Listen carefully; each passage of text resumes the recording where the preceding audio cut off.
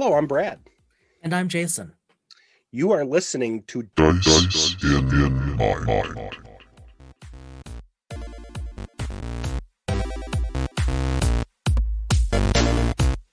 So, since we have now reached episode 100, we decided to make this an episode where we reminisce. So, do you remember when we used to hang around in your dorm room and I'd drink Surge soda and no, actually, that's not what we're going to talk about.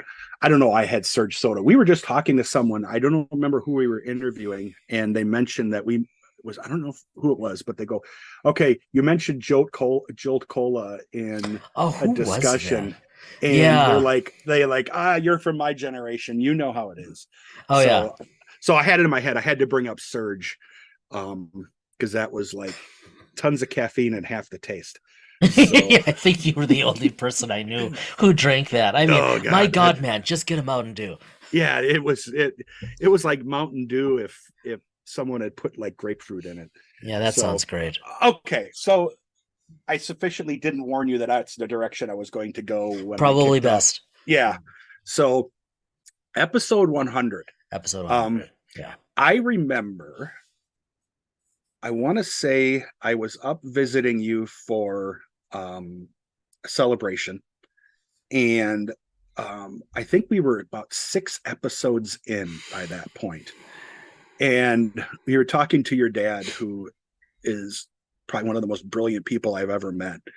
And he said something to the effect of, I listened. I have no idea what you were talking about. That's right. But I listened. Yep. And that's when I realized, we've got something good. Because that's pretty much when it comes to any conversation that we've had ever. That's funny. That most of the people will have outside of our group don't necessarily have an idea of what we're talking about. Very true. But we started talking about doing this before, and it took us a long time to plan to a point where we recorded. We did it.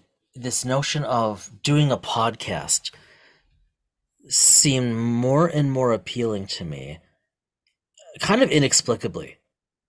Why would we want to actually put our voices out there literally?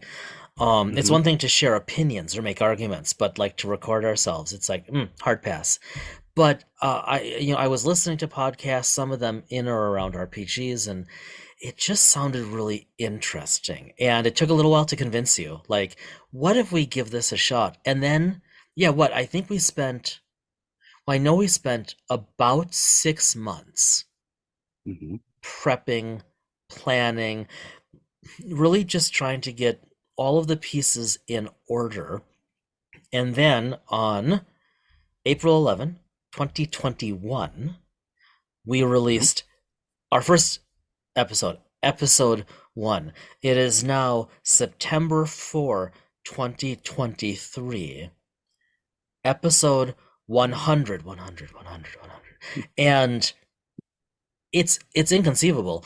And it's inconceivable thinking about the people who have deigned to chat with us these past couple years. I remember when I think when we started talking about it, I was sold on the idea when we made the very easy and fast decision we were not going to be a live play podcast. Oh no, right away. There are too many great podcasts. Actual play Twitch stuff. That's streams. Not our thing. Yep. Yeah. And we've talked about this a million times. Our friendship went back to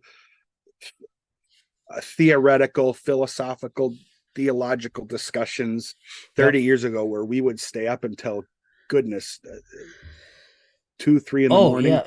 So maybe this really is just a many years later attempt to justify or rationalize or validate that we're still having those conversations all of these years later. Or to take them to the next level. So toward that point, let's talk philosophy for a sec, the philosophy of the podcast. So and we're going to do some by the numbers in a moment, perhaps, but when we just before you go, there is, so folks know, there is an interview in this episode, and it's It's a good one. It's So a good one. So bear with us and hang tight. We want to. Very good. Yeah. Yeah. Brad, absolutely right. And it's a special one. Mhm. We haven't done this before. We intentionally held on to this interview for this episode, and our guest was so gracious, and dare I say it, even flattered. We've been sitting on this episode for almost 3 months. We recorded it on June 19th. We've and had it's now this September 4th. We've had this interview for almost 3 months, and it's been burning a hole in our pocket, as it were. And you and I knew we knew going into it we wanted to save this. You'll all see why. Yeah. We'll just get there. So yeah, thank you. That's a really important thing. Okay, so But go back to the philosophy. yeah, philosophy for a sec. When we set out with the podcast, we specifically, and if you go back to everyone to our early episodes, especially in the first year, really even the first 20, even the first 50, honestly, more. And you know what, sidestep, it is surreal, Brad, that we can say that and say that with a straight face. I mean, I remember when we hit 20, which was significant for a couple reasons. It was like, oh my God, we're really doing this. Yeah, that's what it was. It wasn't going to be one of those things where not a flash in the pan. Yeah, where we were going to be like, okay, we've tried it. We just don't. It just isn't working for us. We'll move on. Right. But it didn't work out that way. It did, for the better, for everyone's betterment. So philosophically, our goal, our shtick, our perspective was looking at real life through the lens of RPGs and vice versa, from the perspective of a couple middle-aged professionals, parents, etc., which we thought was pretty cool. That is probably the wrong word. We thought it was pretty cool at the time, but that was our perspective, and we stuck to it, and that provided us with a focus to get started. And obviously, over the past 100 episodes, we have, by default, and then eventually very intentionally, stepped back from that. It's not about being in any developmental bracket. It's not about being professional. It's not about being parents. It's about interviewing creatives in and adjacent to RPGs, something that we fell upon organically, as you are fond of saying, and that has brought both of us just immense joy. So if I may, so I'm going to ask you some questions along the way. Let's do by the numbers quickly. I have some notes here. Okay. Yeah. And I'm gonna tell you I have the cheat sheet up here because I am looking at the numbers. I'm not going to quiz you, but I'm gonna bring some stuff up, and I know you're gonna want to comment on them. We've got the time, so we're just gonna go. I've got a number of things marked down here. This is not to disparage anyone we don't mention, but several of these episodes stand out not because of whom we interviewed early on, so much as what the transitions meant for the evolution of Dyson Mind as a podcast. Episode 1, April 11, 2021. We spent the first couple episodes talking about D&D intentionally because they were the 800-pound gorilla in the RPG room. And that's what we really started playing beyond what we talked about in the next episode. Exactly, to get back into it, to really just get back into this. Now, right away, after episode 4, what we called bonus episode 1, was our interview with our dear friend Brian Kolstad. And little did we know that he would be the first of many, many interviews. Yep. And that this was going to become a thing. And Brian was gracious enough to, slum it for a bit, come on the podcast. It was a lot of fun. Because you guys got a conversation with him. Brian actually listens. We know that because he'll send us messages and comment. Right. He has been a very busy person. Very busy person. He's been who's finally backing off a bit. So good for him. But at the time, he was extremely busy, and he still joined us. So kudos, Brian. Thank you. Oh yeah. Episode 8. I'm not sure why I might have this before one. that. Sorry. That's why I missed my arrow on the sheet is wrong. Yeah. Bonus episode 2, which obviously comes right after episode 7, right? We were new at this, people. Was then our other good friend, Dr. Aaron Peterson. He's obviously been on the pod a number of times now. We talk about him regularly because of his And work he's a with regular me. collaborator with you on Right. books. He's a friend and our writer, right? And oh, and I should say 4 days from now, our book is in print, available for purchase, no longer. Yeah, Brad's looking at me because we're recording this a little ahead of time. You got the email yesterday from the publisher. It's being sent to distribution right now. Nice. So that's great. And maybe some traction on proposal number 2, but we'll talk about that off air. Okay. So But on go but ahead. before you do that, let me go back because Well, episode 5, 6, and 7 oh yeah, were our first foray into Star very Trek Adventures. and little did we know. And honestly, we were just kind of griping about the stuff we didn't like and glossing over the stuff we clearly liked. Yeah. Little Yeah, did I we don't know we would fall in love. yeah, I don't remember the I the do. reasoning behind that. We especially me, but we didn't like the 2D20 idea. But we hadn't played it. But we hadn't played it. Yeah, we hadn't played it, but we were one of the original things we wanted to talk about was dice mechanics. Yep. And we were both kind of coming into this, having been out of RPGs, having ideas about what we wanted in a dice mechanic. Yep. So we were ignorant Literally until we researched them. Yep. And then and this is how this podcast has been so good for us as gamers, as wannabe creatives, etc. Okay, so we interviewed Aaron.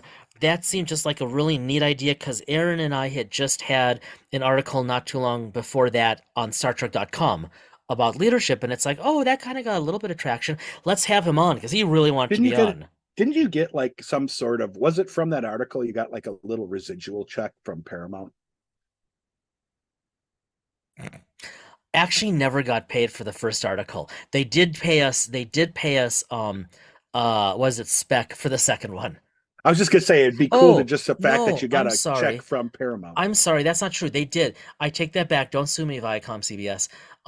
They did. So actually, yeah, Aaron and I have been paid spec by Paramount. And it was a check. I thought it was cool because it has Paramount as the check on it. That's why I bring it up. That's why I bring it up. Yeah, that was very cool, and it helped me to appreciate, like, now, as we're recording, we're way past the 100th day of the WGA strike and the SAG, whatever, all of that stuff. We're way past 100 days with that, and so many people have been writing about like how little they get with residuals. We wrote for this website, and the spec was so poor, and then like you look at these people, think of people we see on Twitter regularly who write a ton for these sites, and they write a ton because they have to hope to make a living. That's another discussion. But okay, then let's fast forward. On 2 years ago, on September 16, 2021, we took one of my older short stories that, let's face it, sucked, which I still really like that little story. We put it out there as a short story. We were curious if that was something that would bring in listeners. If so, we would do more of it. It did not. We moved on. Episode 17, Professor Rob Kolomiski, 9/27/21. Yeah. Ohm apparently did so well enough. You didn't bother to actually close the parentheses on the date. I just had to edit it. Yeah, I just saw that. Thanks for fixing that. Yeah, that pretty much says it all. Rob was on. Yes, but having Rob on. Oh, blew our minds with his, right, as an artist and engineer, blew our minds with how he prepped as a GM, as a DM. Okay, episode 20, October 18, 2021. It was a big one because on the one hand, it was our 20th episode, and I honestly, neither of us really thought we would necessarily make it to 20. We figured we were gonna give it a run. If it clicked, it worked. If not, it didn't. And by this point, I should mention, we were only trying to do this monthly, and then we went to but we almost right away bi-weekly, and we already knew we were moving to weekly at this point. But we had, for EP 20, Jeff Ashworth, this wonderful guy who writes these super creative resource books for D&D. And Jeff was a big deal for us because we got an author. Yeah. And it was just huge. Episode 25. You talk about this one a lot. And rightly so. Episode 25, 11, 22, 21. The one and only Shelley Mazanoble from Dragon Talk. It Who to initially, this day I still remember. She didn't remember it last time. yeah. She compared me to Dustin on Stranger Things. Look, So Dusty Buns, she nailed that. yeah. But Shelley was so much fun and so gracious, and as a quote unquote personality, I think with Ep 25 we realized, oh, like this has legs. People are willing to talk to us who are truly busy in other stuff. Okay, let's move on for a while. If we look at our episodes, we can see our focus is evolving. We're doing more and more interviews, but not really religiously until episode 35. Now Yep. we're in now we're on 13122, and we had editor and writer Kelly Fitzpatrick, who is just a joy. And we were talking about, I think, her work on the Shackleton Expanse, weren't we? We were. Yes. We were, and you were geeking out about that hard at the time because you had just gotten it. The book had and- come out. It's a Mhm. phenomenal book Yep. for STA. And with Kelly, we got into the weeds. And that was one of the first times we really got into the weeds. And at that point, episode 35, we switched almost entirely to an interview-based show. There were Mhm. some exceptions along the way where we did other things. Yep. Something was on our mind, but we were almost there. Episode 45 will go down in Dyson Mind history because Brad's smiling. It was our 1 year anniversary. It just so happened that episode 45 landed on April 11, 2022, 1 year release date. And if you've ever heard of this guy, Jim Johnson, the Yeah. project lead and grand poobah of Star Trek Adventures with Modiphius, Jim came on. And who knew we would make a friend out of this? Oh yeah. I mean, we had Chris Birch Yep. from Modiphius that was amazing. was Couldn't able to believe join he us. said yes. Yeah. We had right before that we had Malcolm Shepard on from Green Ronin Yep. and talking about modern age and fantasy age, which is such a cool dice mechanic and cool system. We followed Jim on Twitter. And then I don't remember if I reached out or you reached out. We'll have to go back and look at the you. Look at the message. Mhm. Because we would take turns. We tried to have some good coordination into okay, if you're going to reach out to them, I'm going to reach out to these folks because we Right. didn't want to. We tried very hard not to bunch up so that we were recording episodes 5 or 6 times a week, although that did happen at one point. We learned our lesson the hard way. We learned our lesson, but Jim joined us, and I don't remember if it was that episode or if it was episode 49, but I seem to remember we had the conversation offline where he kind of, shall we say, positively schooled us about the positives of the 2D20 mechanic. And from the perspective of, well, give it a try and let me know what you think. Yeah. I legit and that's the thing about Jim. He legitimately is interested in feedback. Mhm. And I mean, we've had him on so many times, more than any other, that we sent him a smoking jacket. Actually, the promise was a smoking jacket. He ended up with a really cool DS9 hoodie. But and well deserved. After that, then, not to gloss over a year, but after that, right, we had you on for Ep 61, August 1, 2022, to talk about world building, your homeland. Oh, the my game homeland. You were jamming for me. Yeah, that was kind of a bust episode, to be honest with you. It was fun because we've always been into world building, but yeah.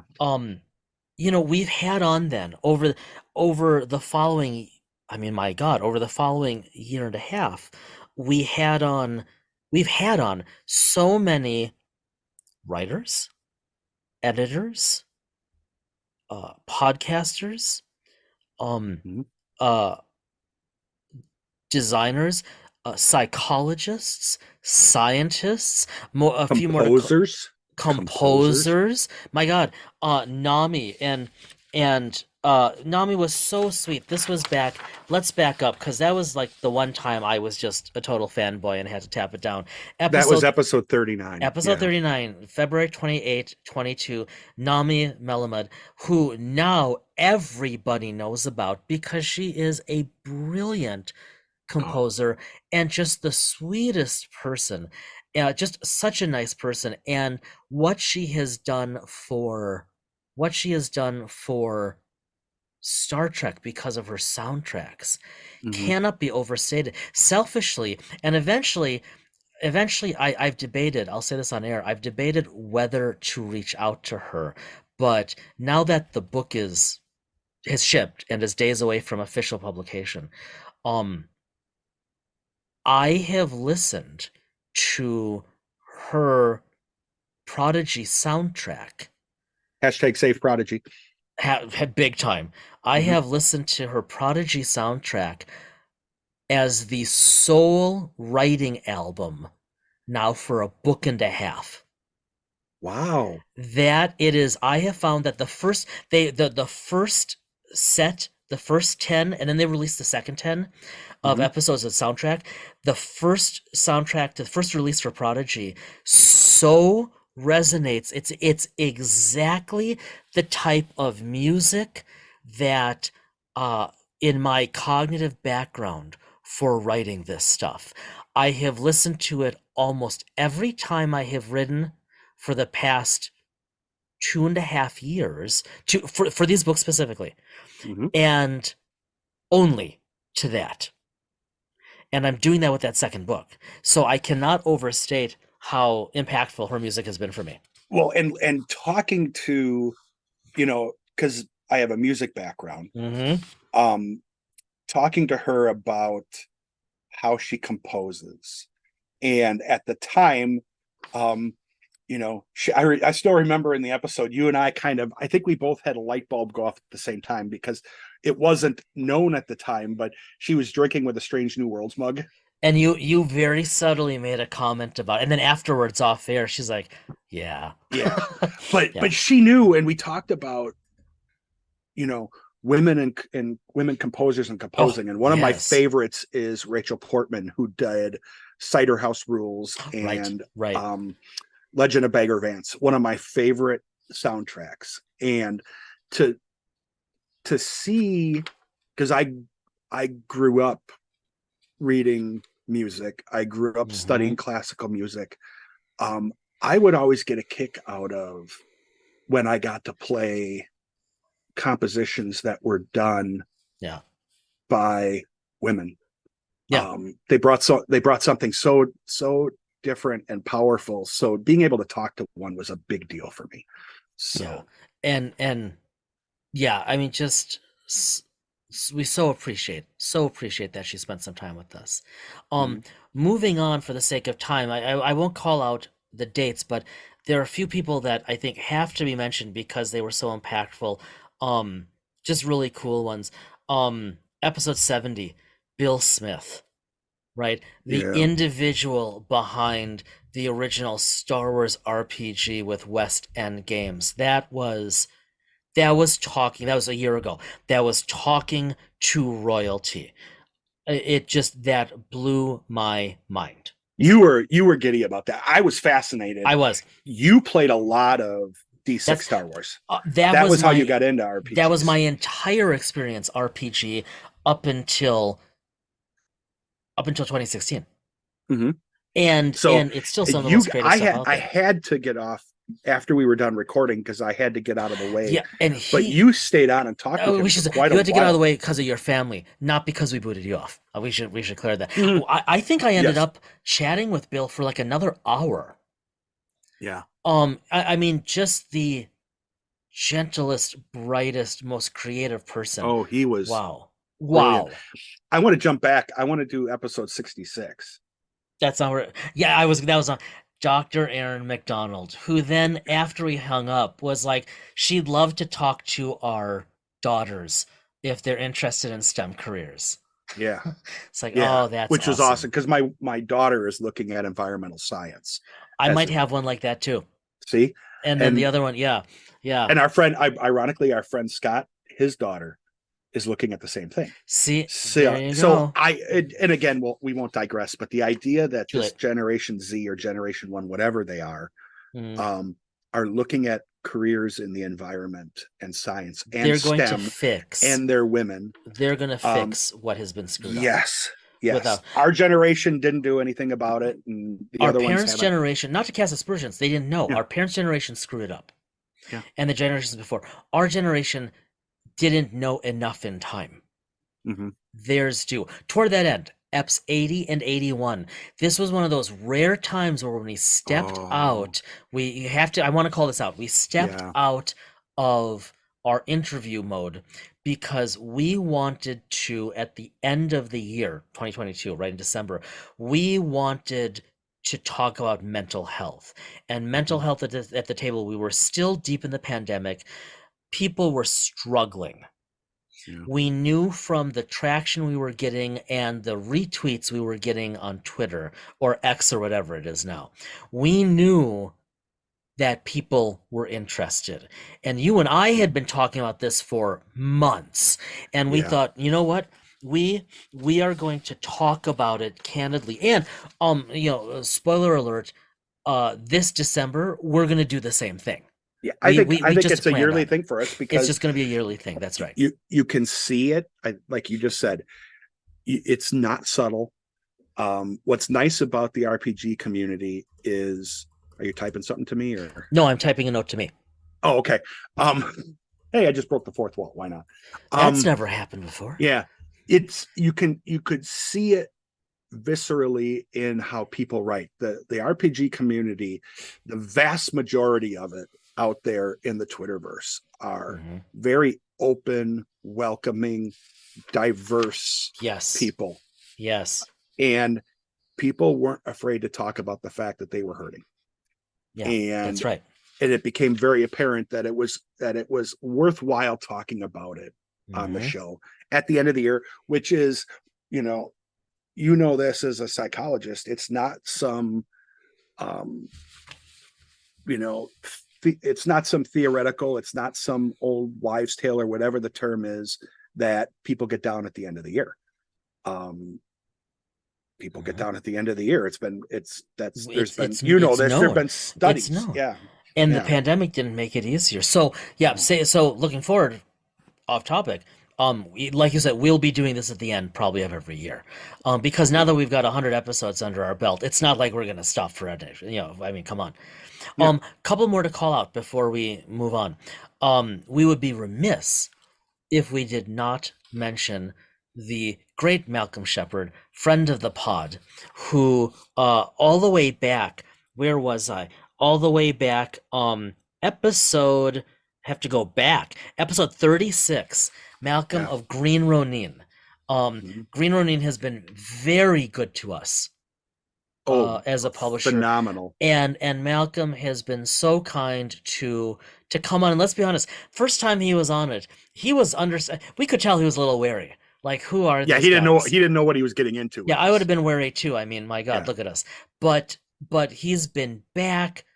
He's been with us numerous times, and we'll just say there is much more Green Ronin coming in future episodes. We've become real fans. I knew of Green Ronin going back to True 20 Days in Freeport before, and then Dragon Age, and then watching Will Wheaton and Sam Witwer and Chris Pramas on his show playing Dragon Age and playing Fantasy Age.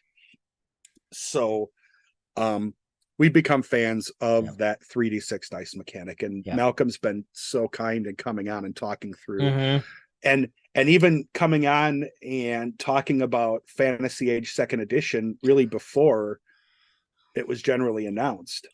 And other things. We don't mind that Green Ronin on occasion sends us PDFs in advance.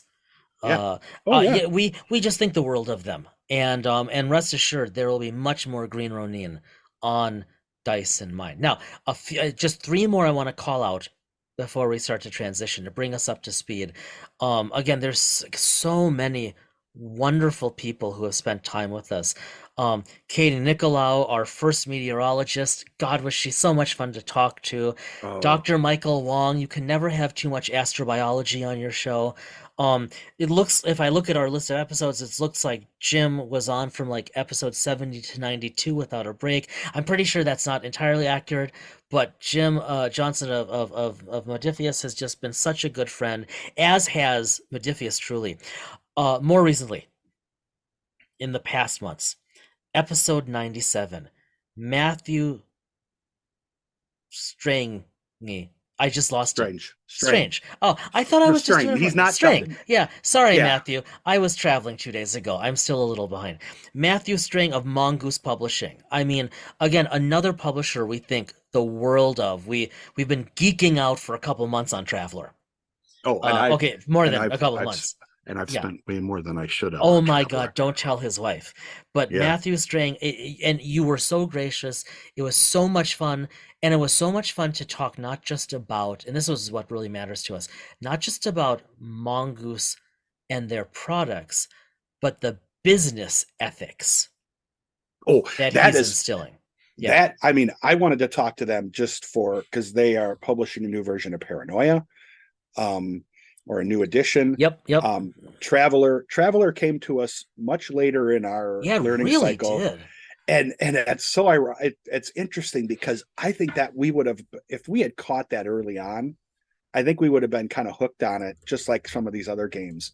That's the kind of game that, had we known years ago, Oh gosh. that's the one that would have gotten Oh. us into RPGing. Oh, goodness sakes, yes. Yeah.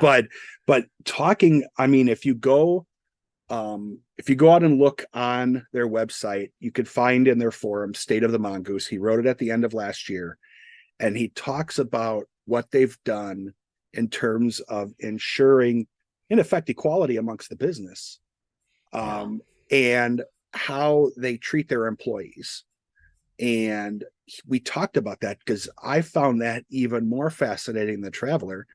And I'll be honest, I haven't even talked about the job stuff with you. I'll catch up with you later on that. Yeah. But it has really, that conversation has changed the way I look at companies that I'm interested in looking at. Right. That was a very profound episode for me. And Matthew, thank you so much.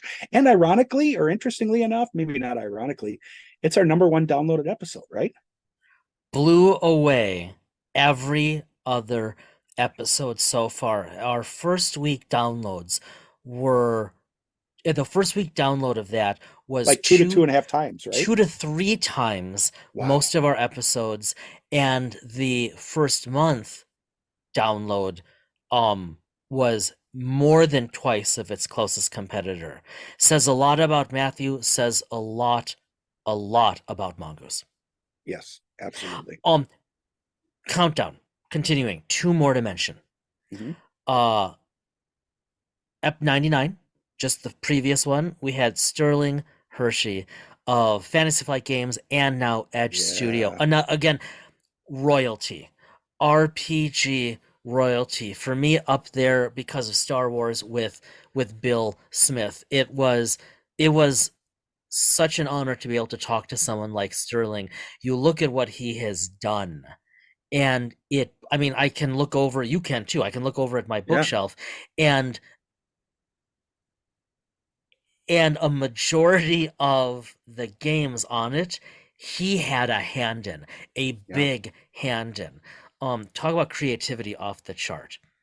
Okay, last one. Between EPs 97 and 98, just recently, you know where I'm going, we have to mention this before we transition to our interview.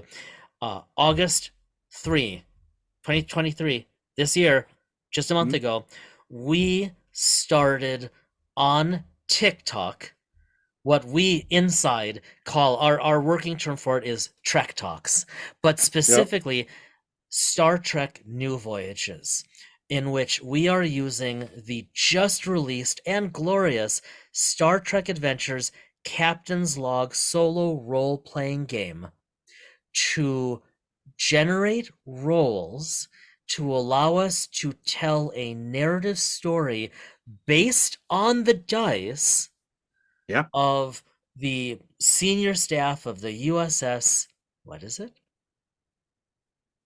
It's not a trick USS question. Gunflint. Gunflint Trail. Yep. Mhm. And No, is it Gunflint Trail or is it it is Gunflint? Gunflint Trail. Okay. Oh, wait. Yeah, it's the Gunflint Trail. We have Superior Trail as our internal I think we did the starship. Gunflint. Yeah, you can tell we're both recording this in the evening, not our best Yeah, moment. But yeah. we're telling it. We're telling it, as Jim Johnson called it, as an epistolary, which is clever. Thanks for the term here. Yeah. We're telling it flipped, so we are rolling and writing, but we're not telling the story outright. We're telling it through the lens of logs: captain's log, first officer's log, senior staff logs. And that those have garnered immediate, minor, but not to be scoffed at attention.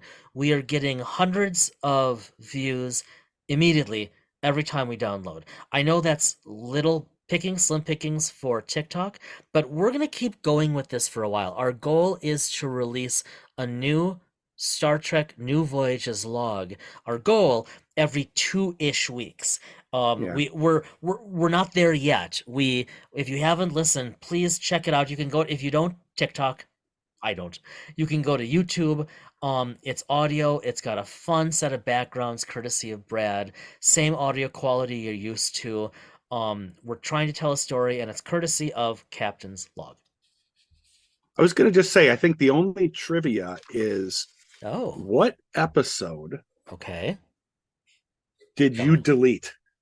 as I take a drink.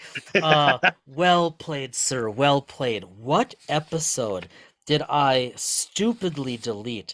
I don't remember. I would have to. Do you have it still written down?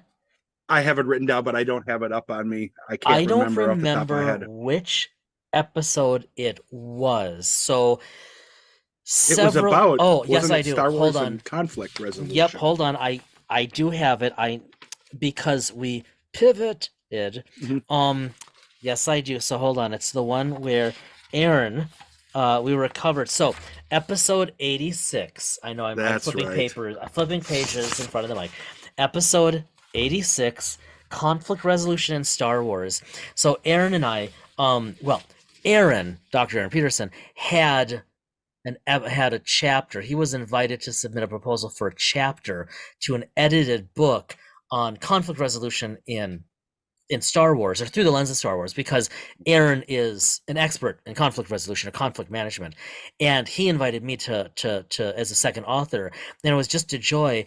And so we had the two editors of that book,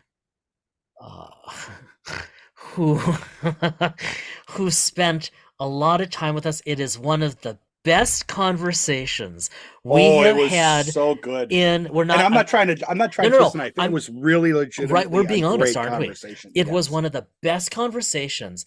It was the five of us that we have had in an interview. I made a mistake in my workflow. I was probably a little tired. I almost immediately, within half an hour after, I deleted the whole thing. And we couldn't. We tried to recover. I tried for a day. I was up late. I was downloading programs. Brad was helping. Nothing. Anyways, they were gracious enough. So, in the future, before much longer, we will have our friends on that book back, for a discussion on Star Wars in conflict resolution. Because, although, if you go to look at notes, I made sure that I flagged that one. Thank you very much. Remember. Good job. So good call. Although they did turn down our proposal for the second book, we still like them, and we still really want to have them back on the podcast. Oh yeah. It was just such a good one. Okay. That was a lot of me going through the numbers. I'll shut up now. No, I think that was quite good. I mean, there have been so many great episodes. Having Laurie Elster from much fun. What episode was that? That was episode 64. Man. Episode 73, we had Shelley Mazanoble back with Greg Tito, and they were great. They were great. That's the one where you used to put out the teasers, and then we just realized they didn't need to do that. But that was one of the best teasers where we were talking about steamrolling. Yes. But that was fascinating because their book was coming out, and it's so much fun. Yeah. it was a great read too. I think, to be honest, Thomas Maroney on episode 79, who it's a good thing we designer, got him before he became the most popular person in the world. Yes. And designing the ships along, that I loved because they were in Star Trek Online, and goodness gracious, they ended up in Picard. So, I mean, his work is now, so much of it is canon. Yeah. I mean, Oh, I it's so played good. the Enterprise F. I can't remember what ship design that was, what class of ship it was, but I have it in STO. I played it in Inquiry STO. class. Yes, I played an Inquiry class, if I remember correctly. So maybe it wasn't. Maybe it was. Whatever the case is, seeing some of the ships in the show that I was quite familiar with, playing STO as much as I did, so cool. So very, very cool. Oh man, I mean, it's just, we're so grateful for everybody who has spent time with us, and we as we move now more deeply into episode 100, we are grateful for all of you who have spent the time listening to us, whether it's been a few episodes or it's been inconceivably all of the episodes. There is a lot more to come. We are just, I mean it when I say we are just getting warmed up. Speaking of getting warmed up, well, don't put an explicit tag on this episode. Let's keep it clean. I'm putting in all my I just put in a bunch of filters. I wish people could see. This is why we don't do video. When I did that, because literally, I always joke about like Kaufman grin, where it's just the eyes squint a little bit, the smile comes out, and he had that, except the mouth was open a little bit because he just didn't quite know how to. There were two, maybe three comments that instantly came to mind, none of which would have been appropriate. So put your shirt back on. We're gonna move forward. All right, as he spits his water all over his keyboard. Or vodka, probably water. Okay, so he's muting because he's coughing. Diet cherry Pepsi. Oh my God. Oh well, at least you're man enough to admit it in public. What's wrong with diet cherry? Come on. It sounds awful. Though I used to like diet. I used to like cherry Coke back in the day. It's quite good, and I like cherry Coke too. It's just it's a little less stressful on my. Oh, than like coffee. Yeah, and fair enough. And I allow myself one, but I have gotten into a bad habit over the past couple of weeks because I've been trying to increase my vitamin B. Yeah. So you've been drinking a lot of beer? No. Oh. Zero sugar monster beverages. Oh, not healthy. So not healthy. For the most part, it's 250 to 400% of your vitamin B, B12, B6, whatever. Less caffeine than the other ones. I can't drink Red Bulls or anything like that. Again, it's been kind of a short-term thing. Yeah. Because meanwhile, Brad walks around the house during the day yelling, "I'm fine," even though no one's in the room. Yeah. You could see this high 200-pound guy crawling on the walls like Spider-Man, so Spider not in the tights. Spider Pig okay. Does whatever. I sing that sometimes, and my girls are like, "What?" Okay. Yeah, we should just move on. Let's talk about our interview. Let's talk about our interview now. Yeah. So, Brad, we've been sitting on this, like you said, for almost 3 months. June 9th. Who do we have this evening for our interview? We have Drew Nichols, who is editor and associate producer with Star Trek Picard. Season 3. Yeah. You'll hear him talk about this in the interview. Edited some of our favorite episodes of Picard. Mm-hmm. And you're going to hear great stories, I had to go back and actually pull the raw audio because you and I have a shared location where we store all this. Because I wanted to listen to parts of it. I got him talking about the posters on his wall because those are shows that he worked on. It was that interesting of an interview. He showed us his editing setup because he does it all remotely from outside of LA. And one of the things that drew us to ask him if he'd talk with us was to your point, he's an editor. He's a television editor. And you and I were like, what's that? Yeah, I mean, we've seen it. We've heard of it, and let's be honest, people we've seen on TV people who are editors of multimedia television and so on. We had no idea what that all entailed. And you'll hear us in the interview because as we're talking with him, I mean, he's to blame, literally, for much of what made Picard season 3 what it was.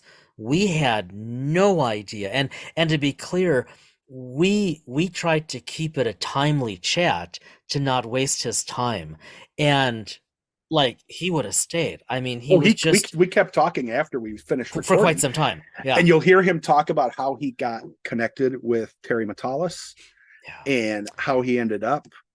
He was on 12 Monkeys. He was on, and how it kind of just moved along, how his career moved along to a point where he's been working with Terry on a couple projects.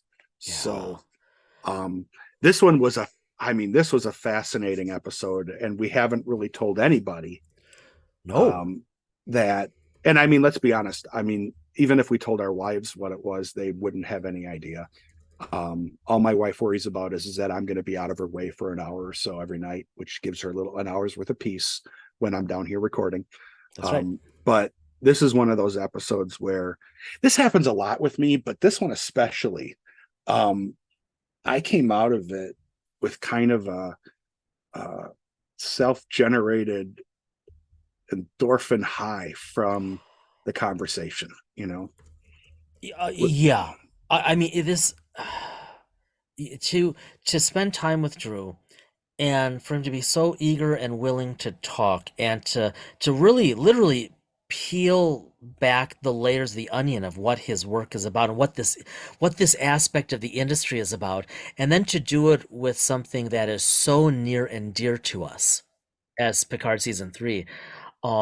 It was absolutely fascinating.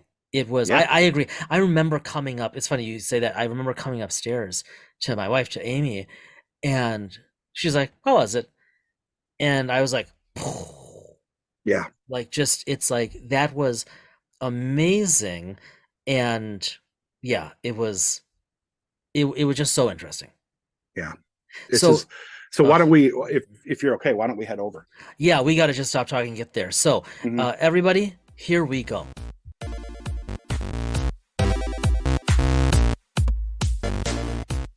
Drew Nichols is a television editor and most recently an associate producer on season 3 of Star Trek Picard.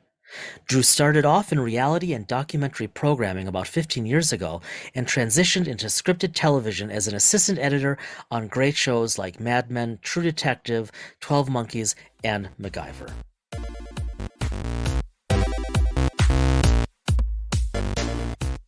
Drew, thanks for joining us straight from the Midwest now, from when we were talking earlier before we hit record. You're here in the Midwest like Jason and I are. So are you getting ready? You're gonna have winter now. You're gonna have to deal with winter again.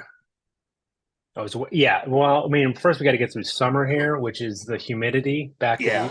I mean, I'm from the East Coast originally, so it feels like putting on some old shoes. I mean, sometimes I don't know if I like the old shoes, but you know how the old shoes fit. Yeah, we got to get through the humidity. Luckily, the kids, my kids were born in Los Angeles, so they've never seen snow. Oh, that's ever. cool. So awesome. Yeah, so this winter was cool because they got to build some snowmen, which they're you've been there experts at. You've been there through one season already then. Yeah. Okay. Through winter, yes. Okay. Through winter, we got through spring, and now it's going to be summertime, so the humidity is starting, and that's going to be interesting. Yeah. And then we'll do it all over again, and that'll be the test to see if the kids are if they're over it by year 2, by the winter, if they're like, over, what's with this cold? Boots and snow pants and the whole bit. I live in Minnesota, and so I find myself in the winters, especially when others start to complain. I'm like, people, this is a life choice, right? We're all here by will, you know. Or by me, it's by force. But yeah, that's true. You know, but hey, again, I sidetracked us. Thank you so much for joining us tonight. You have a interesting background in the editing world. Yeah, and obviously you've edited some shows that we're familiar with. We'll get to. There's this Star Trek show out there. Some people have watched it. Right? Yeah, some people have watched it.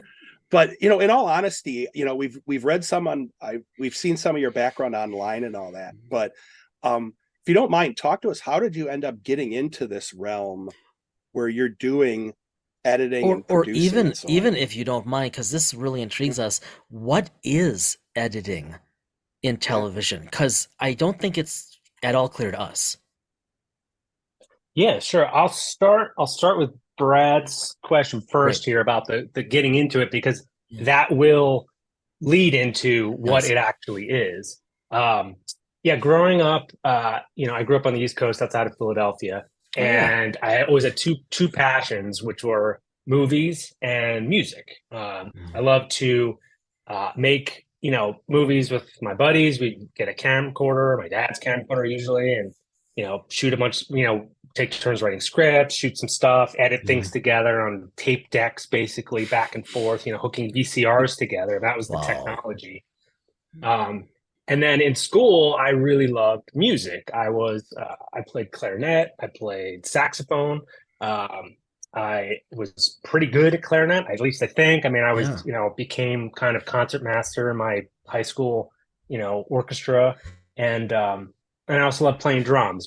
All my friends played drums. They played, you know, percussion in band, and they all played in drum line. So while I was playing clarinet and saxophone, I was like, well, drums are cool too. So let me play some. I'm gonna play some drums with my friends. So I would do marching band, drum line, and then drum set. You know, that was kind of just kind of rolled all into it. And then, so again, all my friends are musically inclined, so we played a lot of music growing up in bands. I just was fascinated by the drums. So I kind of just became the drummer. My other friends were like, oh, I'll learn guitar, I'll learn bass. We'll kind of do a band. We, you know, play some songs. And so, you know, so when it came time for college, I mean, again, I was really, you know, good at clarinet. And I was thinking maybe this is something I want to do professionally. And so I kind of researched into it. Like, what does that mean to be a professional musician? And it was seeming like it was going to be real hard. Like, you have to be the best of the best to even have a shot. And I was, you know, I think luckily, I think I was aware enough to kind of be like, I don't know if I'm in that range specifically. So I was like, well, what other stuff is there? You know, what other kind of interesting creative stuff? I love, you know, being creative. And so film school was an option. Like, well, I love making movies. And thankfully my parents, who are not, I mean, my dad's an accountant, my mom's an actuary. This stuff was about as far from them as they could fathom, as far as like, what is, you know, film school, what kind of job are you going to have? And I was like, well, I don't know, I'll figure it out. But it just sounds kind of interesting and cool. And thankfully they just went along with it. I mean, they were just like, yeah, but do it, have at it. And let's see what happens. We trust, you know, your work ethic and your passion. And we have a good feeling that you'll find something. So I went to film school at Syracuse University, and I was lucky there because I think the department there was cool because they were very much you know, there was no like you're not going to do one specific thing. It was like you're going to do a little writing, you're going to do a little directing, and do a little producing, and learn what producing is all about. They kind of like took you through everything. You're going to learn a little law. You know, law classes, like, you know, communications law was part of the whole thing. So you kind of got this well-rounded kind of bursting of the entire entertainment industry, which was very cool. In college, I met a buddy who we were playing music. We made, you know, we're in a band together. And so when college was done, my buddy was like, well, let's be rock stars. And I was like, well, let's do it. So we just loaded up our cars and we drove to Los Angeles. Oh my God. With all of our belongings. We crashed on a buddy's couch, and we're playing gigs. Obviously, you need some money, so through some people at film school from Syracuse that they had also moved to Los Angeles to do entertainment work. Mm-hmm. I just so found myself in a reality TV company as a night assistant editor, just kind of, recording tapes, popping tapes, digitizing footage, and doing some string outs and putting stuff on timelines and, kind of very menial type stuff. But I got to see everything, and I got to see all the editors' projects and their timelines, what they were working on.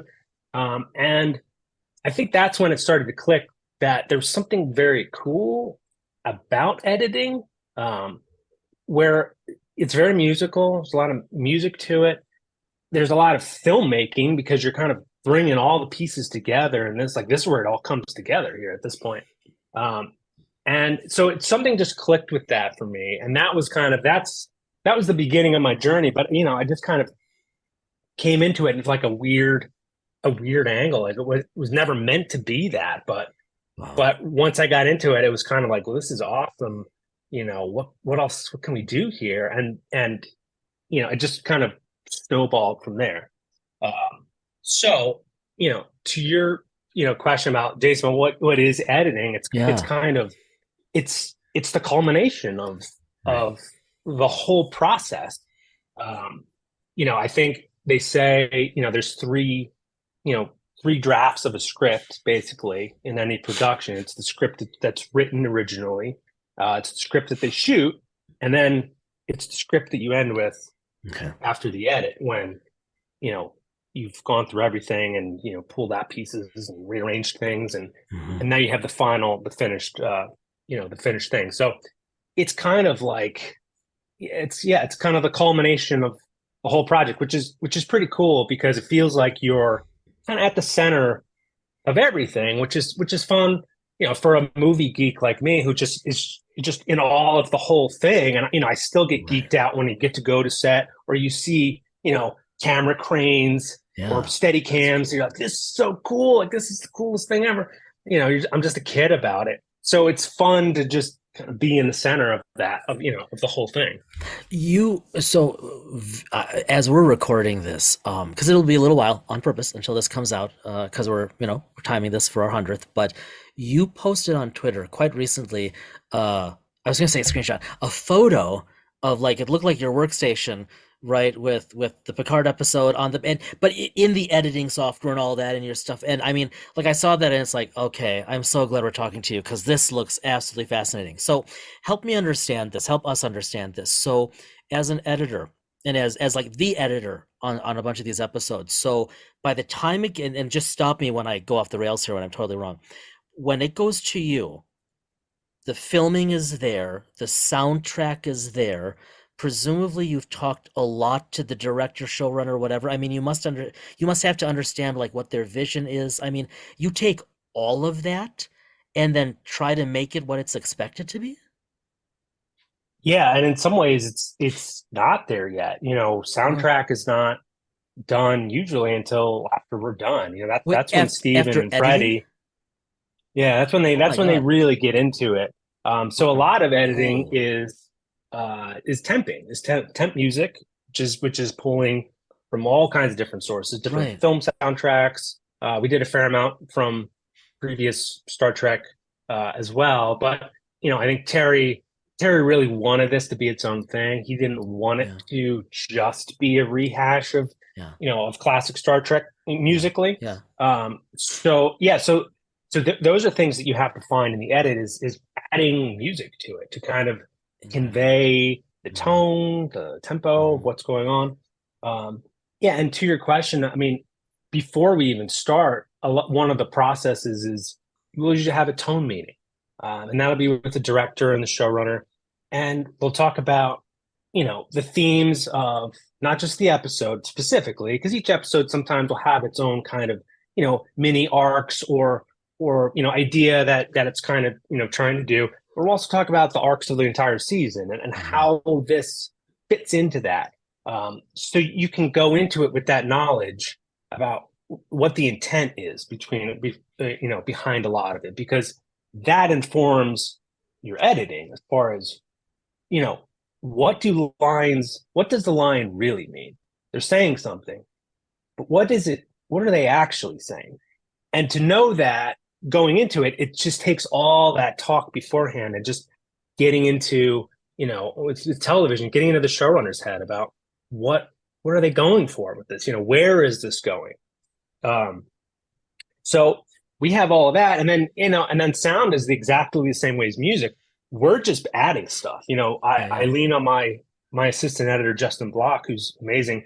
That part of the process will be I'll edit picture and the scenes, and then usually I'll give him scenes and say, hey, do a sound pass of this, and a lot of times I'll add markers of things that I'm thinking of, and ideas. But really, I lean on him to just go to town. And so he'll add backgrounds, he'll add beeps, he'll add, the door switches, he'll add, phaser blasts, skip hits, the whole nine. He'll basically go in and create that, pulled from different sounds and things that we have. Yep. And then that's just kind of like a blueprint for the sound team. And then we give that to the sound team. And then so that way they see kind of where everything is. And then they just go bananas with it. I mean, truly, it's incredible. The things, the details that they put into this stuff are just mind-boggling when you hear, sound wise. I'm obviously not, I'm not even educated on this at all, but this was apparent to me from the first episode of season 3 of Picard, and people have been writing about this. I've seen already I don't even know what to call it, Drew, the audio for just writ large for that season. It was so environmentally immersive, not just the soundtrack, which is off the chart. Oh my God. We could just talk, right? That's not your shtick, but oh my God. But all of that audio, I'm sorry, that's the best Trek I think has ever done at putting you in an oral environment. When you're watching that show, it sounds like you're there. The beeps and squeaks aren't sweetening it. It's oh yeah, that's just normal.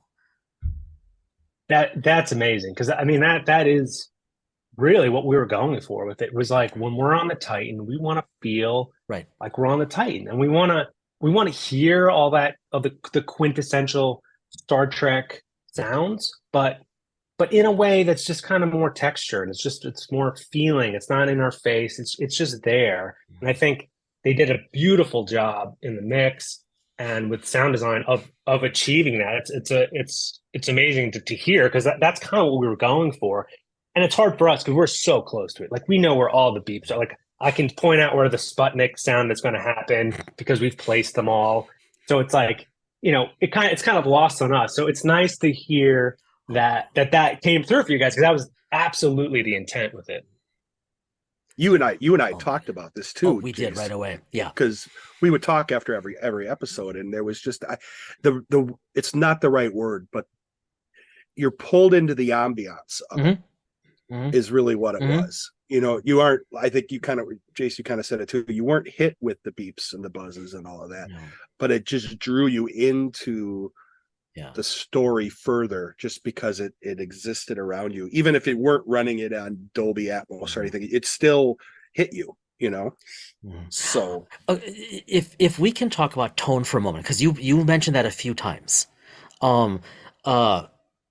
You had sent us, you were just so gracious about this. You sent us a while ago the list, as I said, the list of episodes you edited. And you did all, they were all good, but my God, you did all of the good ones. But tone-wise, it's across the entire canvas. What really sticks out to me is, you did 310, which is The Last Generation, which I'm sorry, I'm a little biased. I'm a TNG guy. I'm a Picard guy. Don't get me wrong. I'm so pleased. I absolutely love Strange New Worlds, right? I'm so pleased. But The Last Generation 310 might be the single best Trek episode yet. It's so ridiculous. So you edited that, but you also edited 307 Dominion, which as a story really stands out in that season, right? From beautiful storytelling, but the feel of that one, obviously beautifully acted, right? But the feel of that one is the antithesis of something like The Last Generation. And I'm curious, as an editor, what's that I don't even know the questions to ask, Drew. What's that process like for you? How do you get into that mind space or create that to create? Because I mean, to create such different tone, but that has to, weave across a series or even Right. even in an episode. Yeah. No, and that's, that's where some of these tone meetings can really be beneficial. For 307 Dominion, for instance, is like that was Terry's big thing before we did the episode was, this is where we want to get into Vatic, and we want to sympathize with Vatic in a Right. weird way. We want her to be a victim of this, actually. Right. So she's not just a mustache twirling supervillain, but that there's something beyond that. And it's hard because Amanda is so good. She is so captivating, and to make her feel like a victim, it's really tough to get in there with her because she's just so intense with everything. And Right. up to this point, you've looked at her only in one way, basically. Right. So it was really trying to find those moments with her, and her performance as an editor is amazing because I think I put this on Twitter too. Every single take is completely different for her. She just gives you every shade of the rainbow, all of it. She's super intense with one. She's way more laid back in another one. But what's great is that you can start to pick and pull from different things to try to create, I'm sorry, rookie. As an editor, then are you doing a lot of that choosing? Yeah. So the process really is that that we get all the footage in. So the first cut is called the editor's cut, and that's all me. It's all me and Justin. We're just we're doing all of our own stuff. Basically, we've not, we've had maybe conversations with the director a bit about, but the director hasn't seen it yet. And usually this is the cut that has everything in it. All the lines are in it, all the scenes, everything. But in this cut, this is where, I'm cutting the scenes, but if I'm finding something that I think is interesting, I'm presenting it. It's my cut. I'm presenting it. Okay. And then we get to work with the director. And what's fun with the directors is that a lot of times they have their own ideas and my ideas are slightly different, but that's great because then we can talk about it. And then we can understand why, why I did it this way. And I can understand why they wanted this. So then you can start to mold it and shape it, and it starts to change a little bit. And then you get in, and then you present this stuff to the showrunner or to Terry, and then he has his own ideas with it, that he's like, well, this is cool, but what if we did this? What if we did this? What if we tried this? And there's lots of that with Terry, which is awesome as an editor because you get to really explore all the footage. So yeah, and in picking some of those choices, that's all on me, basically. I get 5 takes, and I'm just kind of putting together what I think are the best, most honest performances or things that are going towards the tone. And sometimes the tone will shift later on, and then we change, or scenes will get removed, and then, it has to change to a different way. And so that's also part of the process for me, is changing a scene. All the words are the same, but now we want it to feel like it's leaning a different way. So what performances can we change to now make it turn over? Oh, actually, I don't know if this character's honest anymore. Whereas before they totally were, but maybe when we want to sow a little deceit here. So how can we do that? So there's fun little things that come through in the process where where the cut is constantly kind of moving around and changing. Are you at the point when you're doing those edits where you're doing your edit before it goes to the showrunner and work on that? All of the takes have been done. Are there situations where after you're doing your edit, you're talking like with Terry or someone like that, you're like, okay, you might need to go back and reshoot a couple scenes? Does that happen regularly, or is that? Not to that extent. Usually what it'll be is we should shoot some inserts or some pickups. And what an insert is really is just like a close up of a hand doing something, or a screen, that's has something on it. And so that'll be something that we'll say after the fact, hey, let's go get this. Maybe it might be cool to have a shot of this that helps, really tell the story.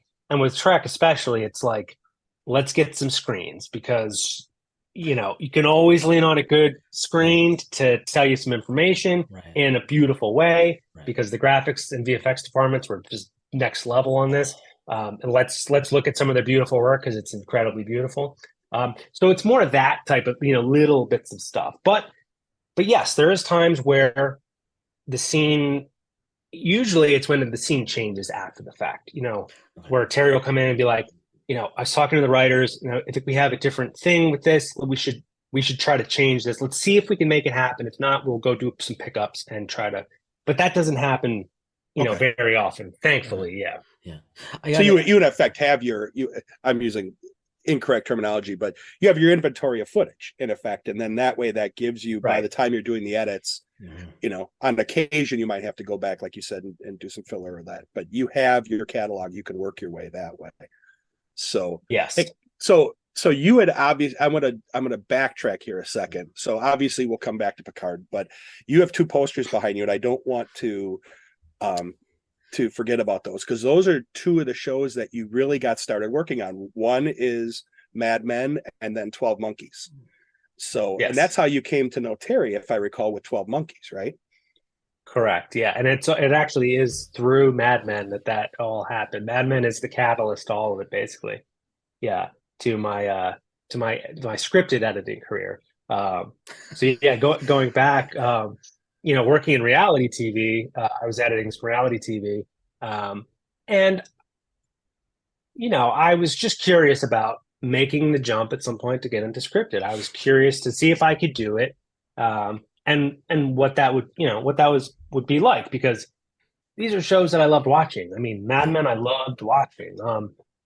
So it was like, wouldn't it be fun to be a part of something? So so I known a sound editor who worked on Mad Men, and I just asked him. I said, "Hey, would you mind asking the editors, like, can I just send them an email and just introduce myself and just kind of ask for advice about how do they get their start?"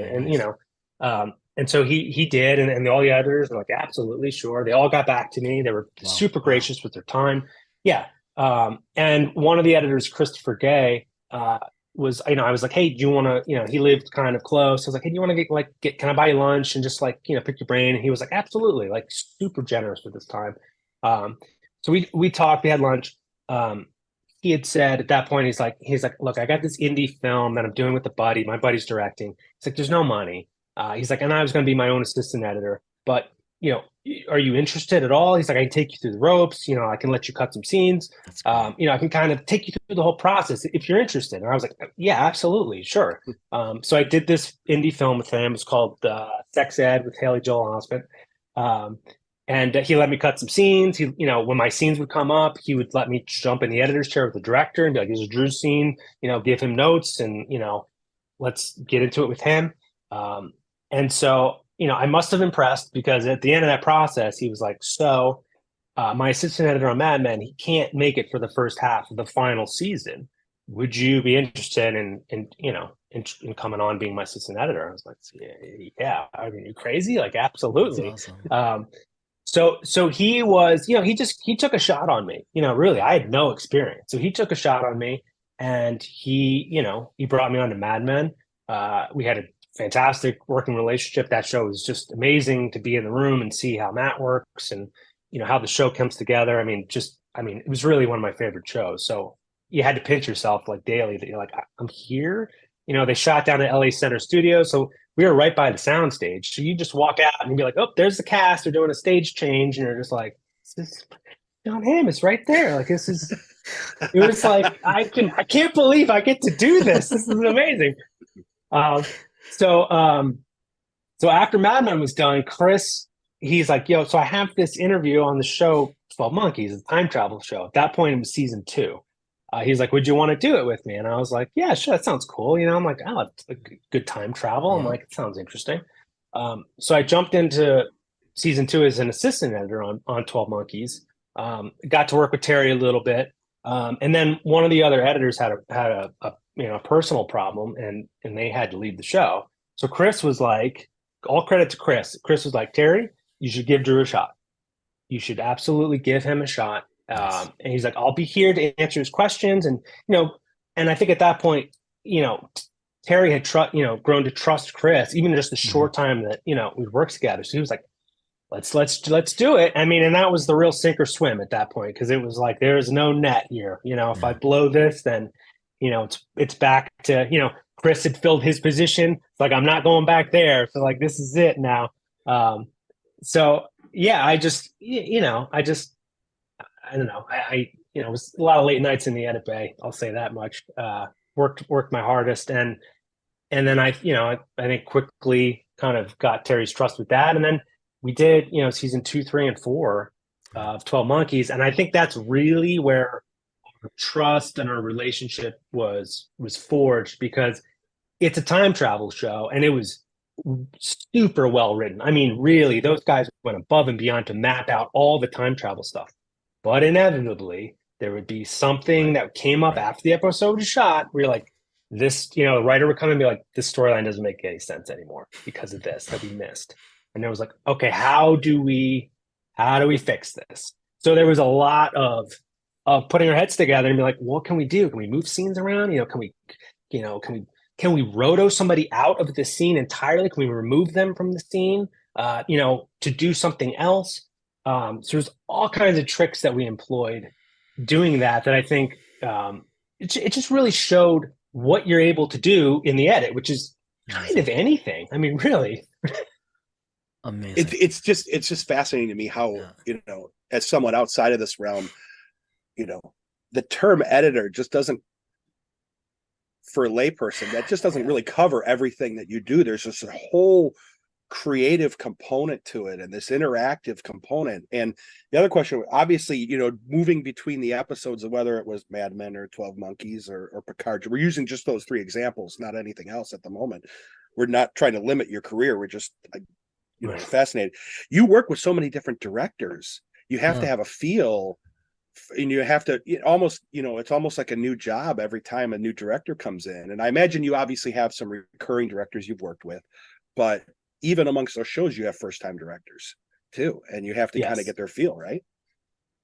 Yeah, totally. And it's kind of the fun of television editing, is to interact with different directors and get their things that they like, the things that they don't like, the way that they work, the way that they see the material sometimes, because it's different from the way I saw the material, which is great. I mean, more perspective is always a welcome thing. It's a true collaboration, especially in the edit. I mean, the edit is like the collaboration. I mean, that's all the departments were all feeding into the, to the making the final thing. So I enjoy working with the directors. And the thing that I always, tell directors when we start working is, like, they get their director's cut. We get 4 days together and we get to do our cut, and it's their cut. So I say, whatever you want to do with this, we have the editor's cut has everything. It's got all the lines and all the scenes. If there's scenes you want to lose, if there's lines you want to lose, if there's things you want to rearrange, let's do it. Like, let's just play with it. Let's see where we can take it, and then let's present that. And, they're either going to like it or they're not going to like it. And if they don't like it, well, here's what the original scene was, and here's why we did, X, Y, and Z with it. So it can be fun, with directors sometimes, because you can just kind of push the material in ways that you didn't really think it was, but you have that collaborator with it. So it's not just me doing it where I'm just kind of guessing on it. You have someone else to kind of talk with and, and shoot ideas around. So working with the directors is really cool, because you just kind of get to see what you got, play with the Play-Doh a little bit. What are we working with here? What's good? What's not working so well? And I think most of the time that translates over with the showrunner, who they're usually responsive to that. Before we started recording, you mentioned being on set, right? For Picard. And we can talk about that, but I have kind of a more general question about that. As editor, do you tend to then be on or around set much? I mean, does that play a role, or was it with Picard? I mean, who wouldn't want to be on that set or those sets? But I'm curious, just in general. Yeah, in TV, not as much, usually because the timelines are, because we're usually working on multiple episodes at once. Oh, okay. And so the time we have is pretty, it's pretty valuable, and it's usually used up in the cutting room. But yeah, when you get to do it, it's cool. On Mad Men, we were right next to the sound stage, so we could just walk over to the sound stage, and sometimes that was helpful when they would shoot something, and maybe the director was like, "Hey, do we need something else for this? I'm thinking we got it, but what do you think? Do you want to get something else? And then you could just kind of stand there and just in Video Village and just watch what they were doing. And Got it. Well, maybe if you want to get this while you're here, if you can, that would be great. But so there was some of that. But no, a lot of the set visits for us are more fun and to see. So like on Picard, we were. I think it was kind of a field trip for the whole post-production department. We all just kind of took the day off, and we're like, we're going to go down to set and just hang out and walk all the sound stages and see what they were shooting. Yeah. And that day they were shooting on the Borg cube. So it was a double whammy of, we were on the Enterprise D set and the Borg cube, both of which was like, it was over a year ago. And so we couldn't reveal any of that. I mean, major spoilers that we couldn't reveal at all. So it was usually it's very laid back. I think we were all a little tense on the Enterprise D and the Borg cube, that we're like, is someone going to spoil this before it comes out? I don't know how. I remember when those episodes started dropping, and because Brad, you and I talked about this, like literally, like how did they possibly keep this secret? I don't understand. I have no idea. I'm so glad it happened. I have no idea. Yeah, but me too. Yeah. I mean, you remember I know Terry was on pins and needles with it. Like, this is never going to happen, right? We're never going to keep this under wraps, right? Somehow, Apple can't keep the latest iPhone out of out of the spoiler pages, and so when it came up, I mean, even when like episode 9 came up, and I have the bad habit of texting Jason during the episode with the wows and the profanity, right. The gratuitous things. And Jason keeps saying, wait till the end. Did you see the end yet? Wait till the end. Yeah. And I'm like, how did we not? I mean, that's just absolutely crazy that everyone was able to do such a good job of keeping that embargo going for as long. But just switching a little bit though, in all seriousness, back to like 9 and 10 and whatever, and Brad, and it's true, we get a lot of texts. I knew when Brad was watching. It's like, you're not just watch the episode, and then like it's yeah. But I mean, neither of us are criers, right? Although TNG and whatnot are very, very close to our hearts. But as are the other shows, and I think the beautiful thing about Picard, one of the things is that I mean, my God, what Terry did in terms of bringing, like, it actually brought them all together, right? Like, you had your DS9, you had your Voyager, and, people like us, we'd been waiting, 25 years for some connection beyond headcanon, right? And like the little hint in Nemesis, for example. But and we've talked about this before on the podcast, and my wife thinks this is just ridiculous, as I know yours does. There were a few times over season 3 where each of us respectively literally shed a few tears. And I can't think of any higher compliment as just, a geek who watches Trek, but to be moved by a season like that for all the right reasons. I have to assume a lot of that is editing. Obviously, the directing and the acting and the writing, that all goes without saying. But the way that it tied together, it was moving so many times. Oh, that's so nice to hear, because I mean, we're feeling it as we're putting it together a lot of times. Yeah, it's I like to think editing is we're in service of the actors as best we can. I think a lot of the tricks that we employ, fluid morphs and split screens and these little invisible tricks that you may not see, it's all to service them. And through doing it, we're super immersed in it as far as like watching all the takes. And so we were certainly feeling it too in some of the scenes of getting very emotional ourselves, having to watch the actors keep doing this, and it was so real, like, for all of them. I mean, for the next gen cast, they just stepped right back into these roles as if nothing happened, but also as if a lot of time had happened. And so their characters had changed and had different shades to them that they just were bringing constantly. And so it was emotional for us. And I'm so glad it translates, because sometimes, again, we get very close to it, and things you're thinking are working. You're really hoping that the audience is gonna, react to it as well. Because there was just some, powerful performances this season. I don't know if I'm going to verbalize this right, but it drills down too, because Jason and I aren't necessarily, and this is not a knock, we just aren't the type that go to cons and dress up and do anything. Who really just are on edge about it, right. But we both live and breathe this stuff in many ways beyond. And Jason, is right, but does books related to Trek and all that. And so for us, like the part in episode 10, now I'm going to do like the now I'm the fanboy part, but when LeVar Burton says to Gates, I haven't had a chance to sync up the weapons, you're going to have to fire this manually, and then you see the ship go through and it shoots everything. And the best part was it stops, and then there's like this one boom from like a final torpedo that hits, kind of like as a gong hit. Brilliant. And they all look up, and she's like, a lot's happened in 20 years. And that just summed it up. A lot's happened seriously. in the past 20 years. But it sums up the pacing of this, like, because we've read some of your other interviews, right? Of the pacing, the hits, like everything just worked, right? Like and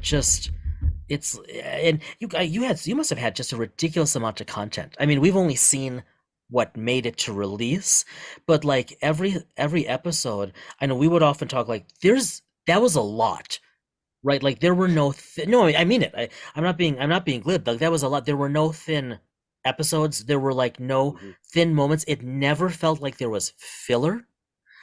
And the pace, and Trek has always done this well, and I think you guys all with season 3 did it especially well.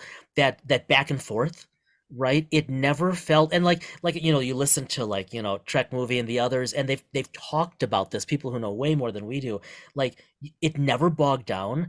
And I have to assume that must have sometimes been a challenge, because just the sheer amount of action's wrong, the intensity of like a lot of the writing and the acting and this just everything, and it never paused other than when it felt like an intentional pause. Does that even make sense?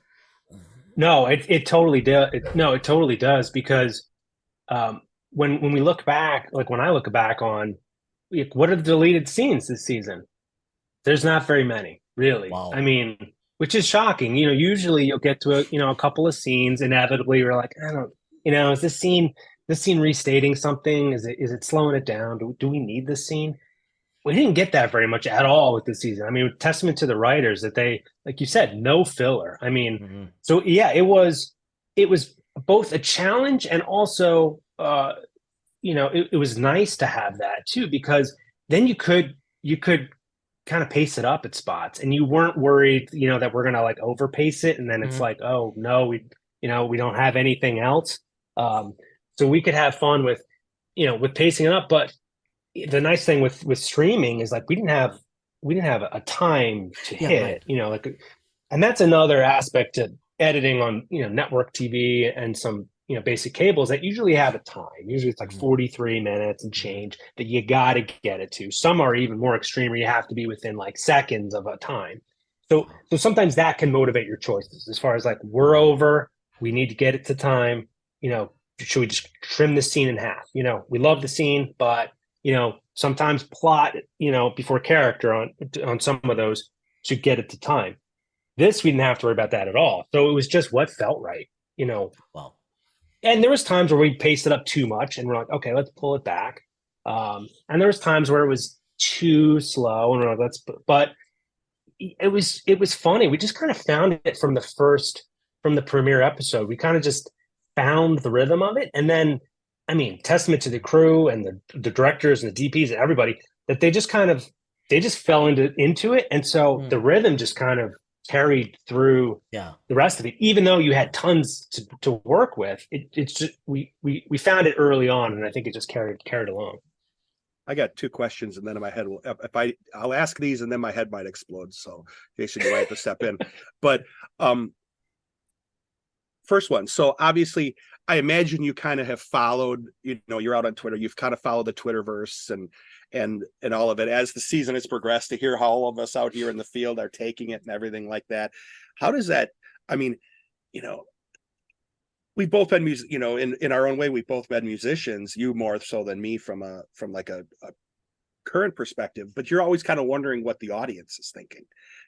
Is that something that, obviously you don't live and breathe by it, but how intent did you kind of watch that through the season and through like the episodes that you were more involved in? I mean, it was, for me, like sometimes it's easier to turn it off if it's not as, and it's not as positive. Thankfully this season was a lot of positive. So it was very fun to, watch Twitter, especially like right when they came out, when the episode would come out, and right afterwards, just get the initial reactions to things. And some people tweet, like it sounds like you guys text, where they're watching mid scene and then they're tweeting. And it was just fun to like catch those ones. You're like, oh, that's the point they got. Oh, I know what part they got to, where they tweeted that up. So this season was a blast to follow with some of that. Now, I worked on season 2 as well. Some of that was less so fun to follow with some of that. So I just kind of, was able to just switch that off a bit. And, but this season was it was a blast to see, not only right when the episode came out, but the in-between space, the week between episodes, of just hearing all the fan theories, hearing about where people thought it was going to go. People were picking up on the Easter eggs in the end title sequence about like, what does that mean? And what does the screen mean? And it says this, what is that? And that was super cool to really see how engaged like the audience was about it. I imagine too. Yeah. And it's funny because from the first season, it was weird to watch Trek when someone would swear, and the first season of Picard, when he's in the office and the Admiral drops the F-bomb on him. I mean, I think I had to pause and text Jason. I'm like, did you hear that? And even in this, it was really tastefully done. Like when Riker has to pick up the sword and the sword drops and he drops the S-bomb and he goes, this is heavy. And then, pulls out the gun and Worf's like, swords are fun. I mean, even the little like one-liners like that, just were, it was just, and I'm a Michael Dorn Worf guy. So just hearing like, even to the point where he yelled Riker, you never heard Worf go that informal. He always would use titles. So when I heard that the first time, that was fascinating. But I want to ask, now I'm going to digress. There's my little fanboy piece, but you took on, I read a little bit about this, but I wanted to talk a bit more about it. You took on this role as an EP as well as an editor too, right? Associate producer. AP. Yeah. Mm-hmm. So how did that come about, and what added on to your duties or role doing that? Mm-hmm. So yeah, I think that was born from, again, Terry and I's time on 12 Monkeys, and we've done other shows after 12 Monkeys before Picard together as well, where I think he trusts me, especially when it comes down to, in post-production specifically. Mm-hmm. So before the season started, I think he knew what was at stake with this season, as far as like, you're going to bring all the next gen cast together. You better be doing it right, because if you don't, you're never going to hear the end of it. And also this big giant swing of having the Borg be the enemy that you don't realize for 9/10 of the, of the whole season. And to kind of, give a kind of a false villain to say, she's not. I mean, Vadic has a very important role in this, but that you're kind of misleading the audience. So there's a lot that can go wrong here. And, and if it comes off the tracks, then that'll be a shame, because, he was feeling like there was something really special. So he was like, would you mind, would you want to kind of, I know you got your edit, your episodes that you're editing, but would you mind being on all of the screenings with me through all the episodes, even if they're the episodes that are not yours?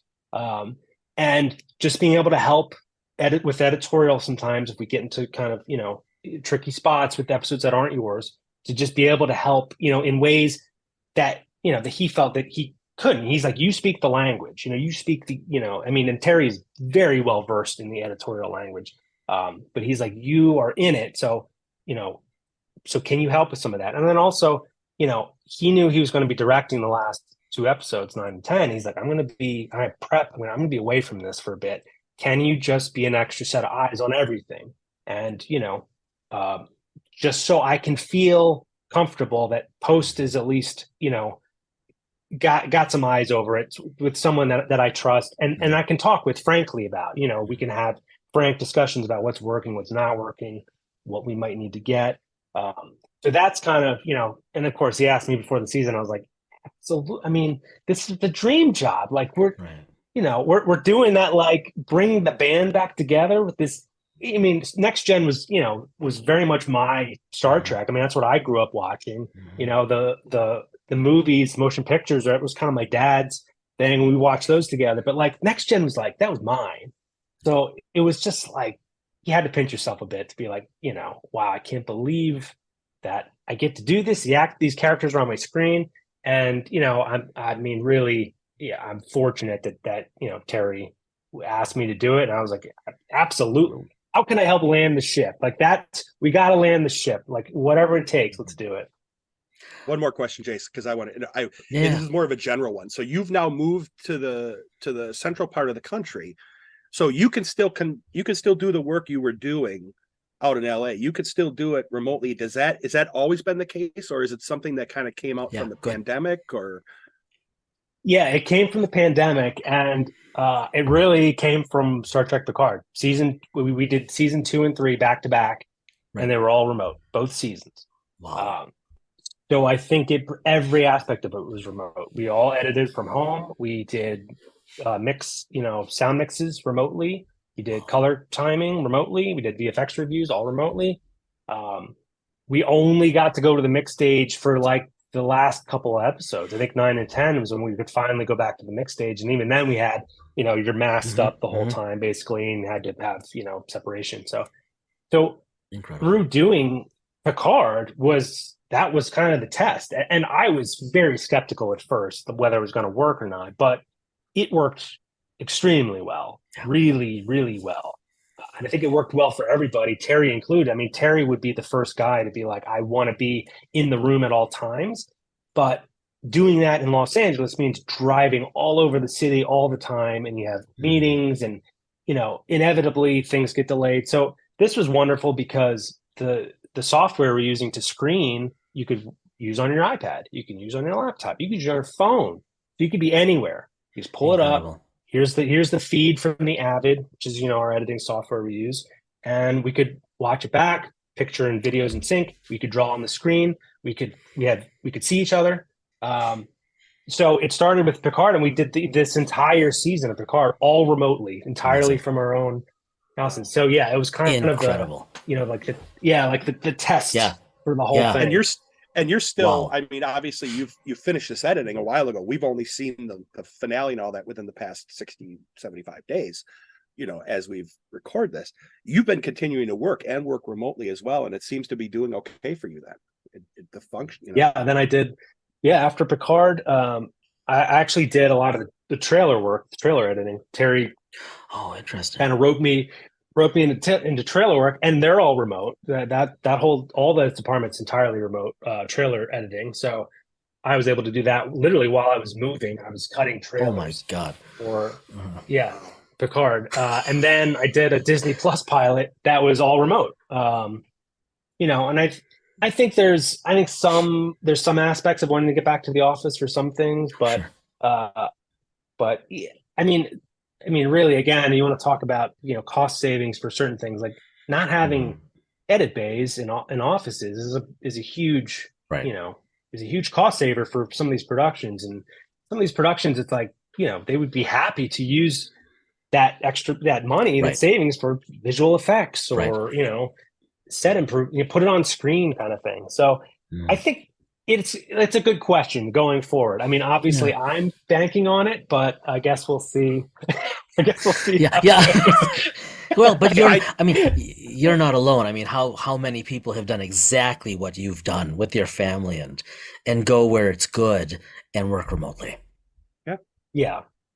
And we'll see. I mean, the pendulum, I follow this just because it's my world and not necessarily in film, but just in general, this idea of working at home and working remotely. And obviously the pendulum has moved a little bit, but not as much as I think what people would expect. Because I think people are realizing you can be very productive, even potentially more so productive. I watched some research where people are 35% more productive at home in some areas of business, because they can, the commute for me is up the stairs, Right. So, yeah. I mean, especially in Los Angeles where, I would it's awful. I'd go 5 miles to work, but it would take me 45 minutes, an hour one way.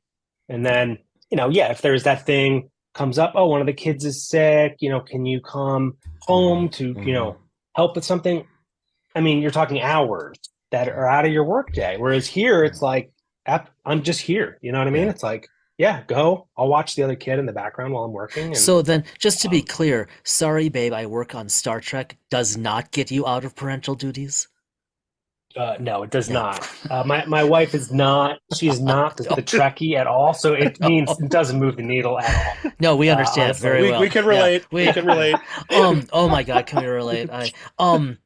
As we start to wrap up here, so and you actually already made a comment about this, so not asking for specifics here, but Star Trek Picard, that's behind us now, behind you now. Beautiful.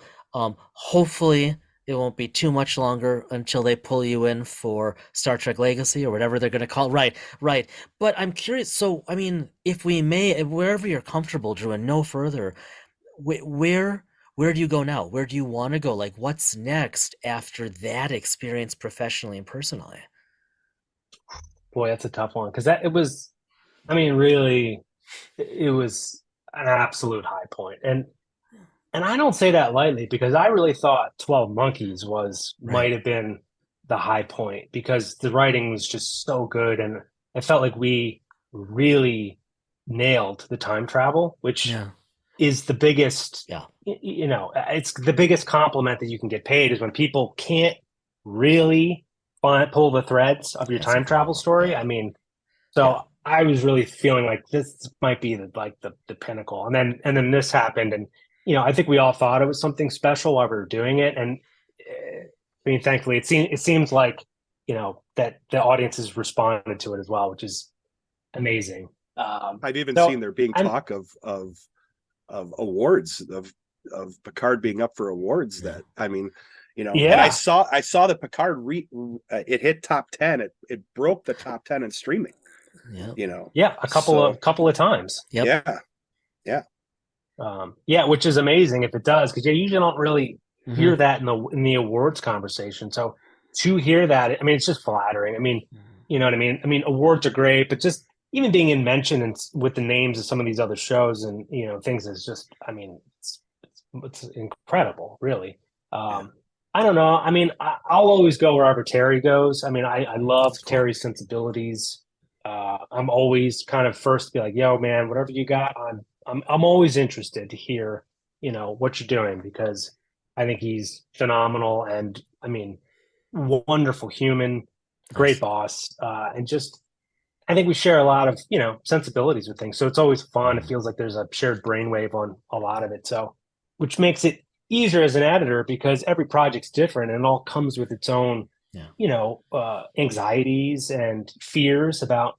Are you going to be able to do it? Are you going to get it? Are you going to get this specific show?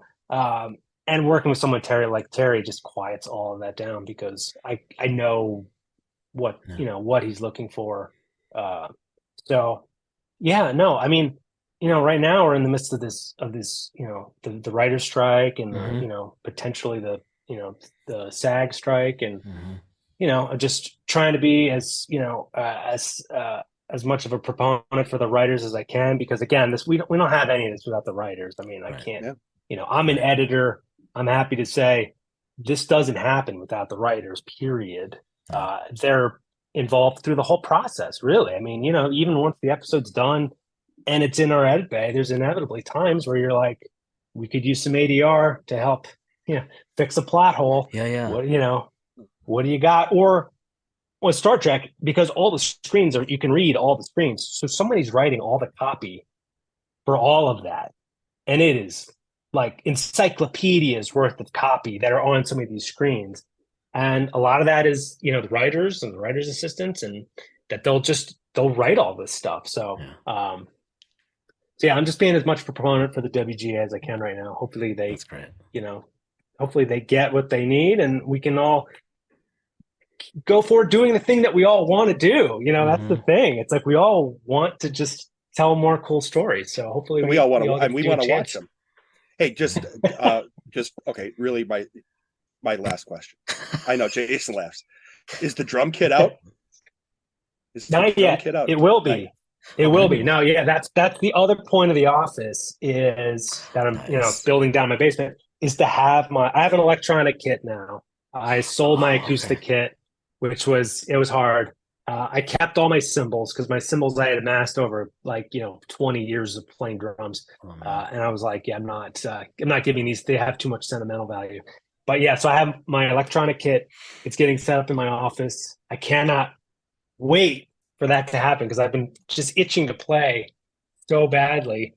But it's going to be amazing. Do you record and do any editing with that? Do you ever record and edit just for the sake of it? You know what? It's funny. I did on one thing. Yeah, I plugged my just to get a drum sound for like a temp thing. I did do that. I'll be curious if I might actually, because it'll be right there. I can just hook it right up to my edit system. So for temping sometimes I might actually do that. Yeah. And then I'll laugh when the composer's like, who's this joker doing the drums? Oh, that's awesome. Thank you so much for spending time with us. This is, just a pleasure and fascinating. And if you're willing, I didn't do as good a job as Jason, but we'd love to talk more about Picard at some point and have you back on if you're willing. Well, just even editing, my God. And editing. There's so many questions. I wrote some down that I would love to ask at some point. Again, just because I think this is a whole area. Those of us that are the consumers of the content. Yeah. Sometimes it's good for us to remember all the work it takes. Yeah. For that content, for us to see it in the way we love talking to you, Drew, this evening like this, it allows me, I think it allows us to look back on numerous shows, right? And start to question, okay, look at how much more intentional this was than, right, we ever imagined. Like just seeing some of the magic beyond the obvious of, oh yeah, you've got actors, oh yeah, you've got a director with a vision, whatever that is, right? But talking to you, this really, I think of some of these shows now differently than I did an hour ago. This is just absolutely fascinating. Yeah. Oh, that's awesome. I'm glad to hear. And that's, as an editor myself watching, I'm always wondering the same things. Why did they cut to that person during that bit? Why, what was that choice made? Interesting, and file that away. That must mean something. So yeah, it's fun to play the game for me too, when I'm just watching for fun. But I'm so glad. I'm so glad that it's interesting because I'm so close to it that, I never know if it's just, just nonsensical, Oh no, not at all. So no, this is eye-opening. Thank you so much for spending time with us. Absolutely.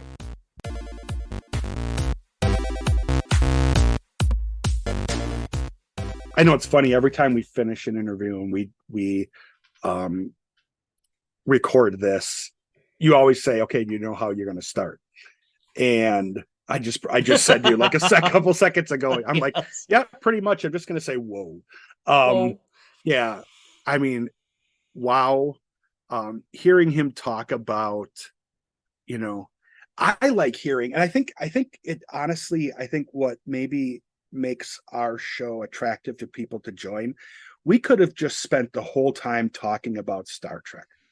And we did spend considerable time. We did. But hearing his story, I was we both were fascinated because he talks about moving out west. He wanted to be a drummer in a rock band, and how that transitioned into now what he's doing now, and hearing that story and the travel along that way into a career that has always fascinated me, but I had no idea how someone would get into doing it. And you can hear our wonderment, if you will, in the chat, in our coffee talk, as you had pitched it to him, because it was so new to us. I mean, it really, like we were saying before the interview, I remember going upstairs after the interview, and after we had finished talking with him off air, I should say, and it was just like a bit more of the world opened up because I was unaware of any of this. Yeah. I mean, there's a I'm not going to take credit. There's an article out there, an interview with him, and he talks about this in the show, but just to be honest with you, when they were working on Picard, they said, go out and make it cool. Terry and them said, go out and make it cool. And he started looking at trying to find old Locutus footage. Yeah. So he and his assistant editor were out there pulling up old footage because they wanted that as background transitional material. Right. See, hearing those stories, fascinating. We watched the completed product. I don't think we know it takes a lot of work. We just didn't know what kind of work it took. And editing is the kind where you don't see it. If it's well done, it's not like writing. And now editing for television and film, not writing, right? Not a book. Editing for television and film, it's not the writing, it's not the acting, it's not the directing, it's not the producing. But like Drew explained, I mean, like, the couple times in the interview, like when he mentioned, quote, Terry or quote, Patrick. And of course, our jaws are dropping and we're trying not to be obvious. But the editor, as we learned, interacts with all of these people, gets a sense of them and of what they're looking for, especially in terms of producers, and then orders it, and then might offer up multiple takes on the same theme for the producers to decide. It really, I think to your point, Brad, it makes me appreciate the shows we watch and love even more, whether it's Picard or Strange New Worlds or #Save Prodigy, or as this is coming to air, we're now in the beginning of Ahsoka, something I had been looking very, very forward to. I have been waiting for this one. Big time. I we'll just leave it there for now. We'll be talking more about this. But to then think about the editor or editors who are then tying all of these cuts together. And I mean, Drew was so humble about it, but oh man. Yeah, I just, having someone on like that who we have never talked to someone who's been in that role, independent of the fact that he was an editor and associate producer for a show that we loved. Independent of that, we've never talked to someone who's done editing work like that. And even if he hadn't been doing the work with Picard and everything like that, he's still such a fascinating story. Drew, you are a fascinating story. You are a fascinating person. And thank you so much. You're so humble and so kind to me. Yeah, thank you so much.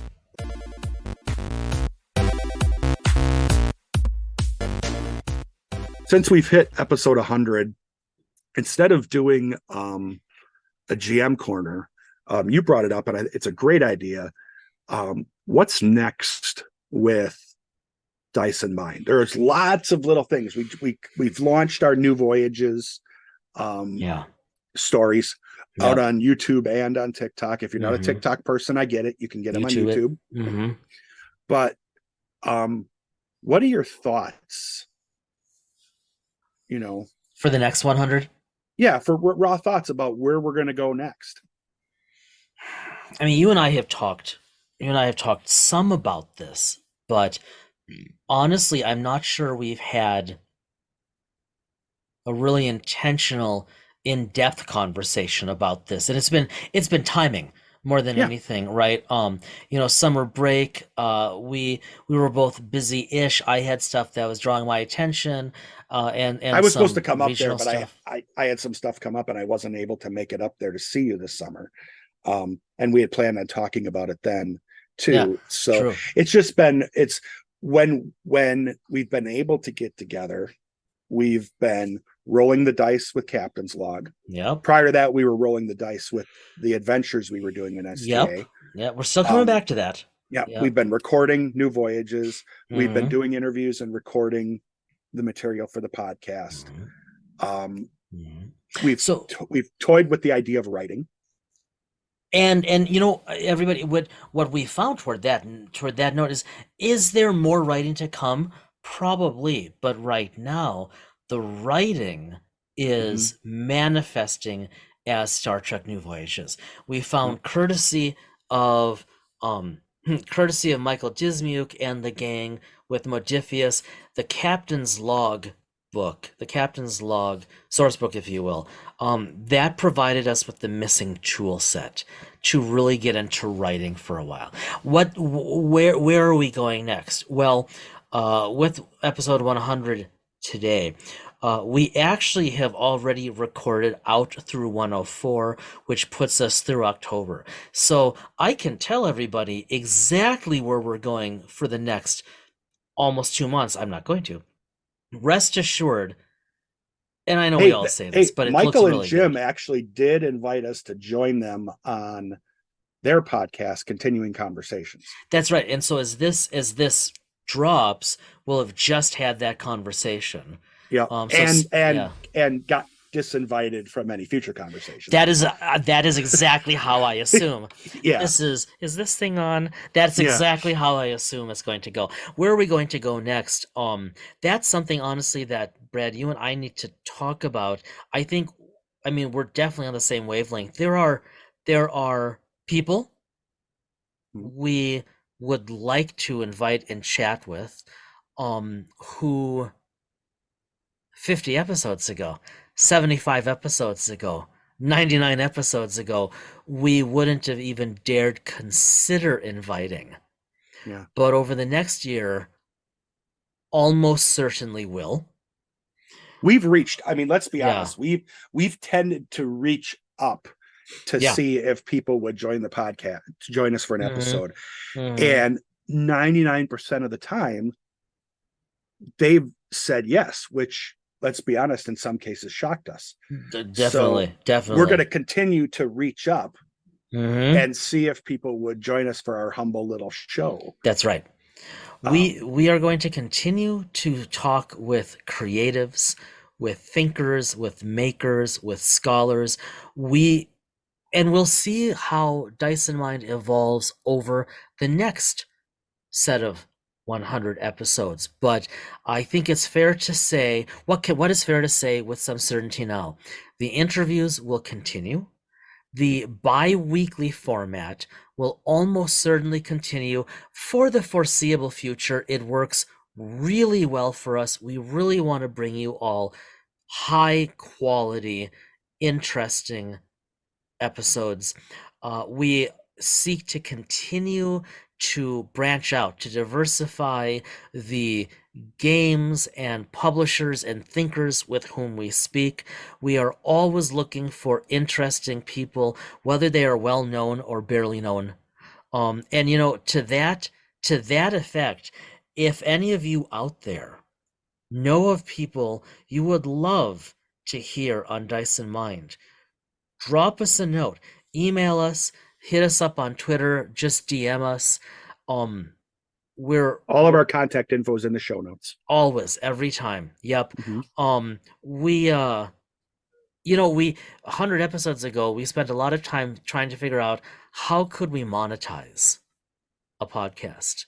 100 episodes in, we don't care. No. So we never actually cared, but we really don't care now. So our payment is talking to these. Oh man, and the education we get from meeting with these folks, that's gold.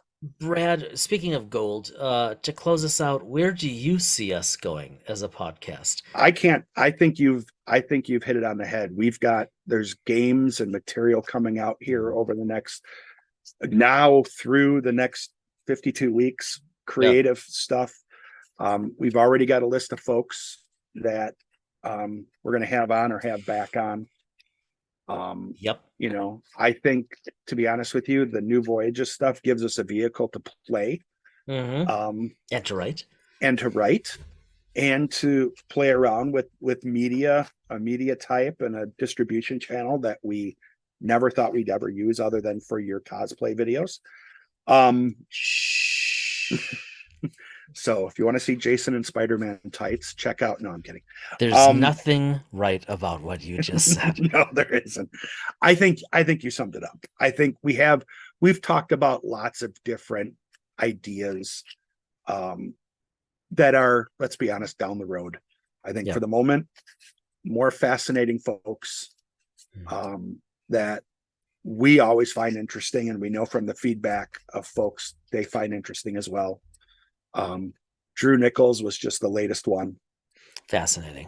And a long line of just interesting folks. I'm going to let you close it out, but just one more time, thank you to everybody who has joined us for an episode and who listens to us.